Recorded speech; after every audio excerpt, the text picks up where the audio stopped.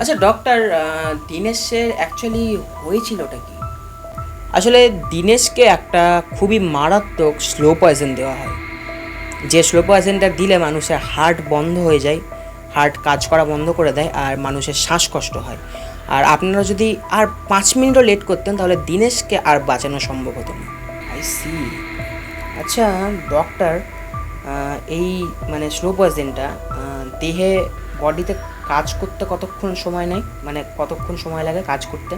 দেখুন, এটা তো একটা স্লো পয়জন, তো এটা খুবই ধীরে কাজ করে বডিতে, কিন্তু এটা এক্সট্রিম লেভেল পৌঁছাতে, মানে দেওয়ার পর থেকে, বডিতে ইনজেক্ট করার পর থেকে বা বডিতে কোনোভাবে দেওয়ার পর থেকে এটা এক্সট্রিম লেভেল পৌঁছাতে ওই ম্যাক্সিমাম 1.5 থেকে 2 ঘন্টা লাগে।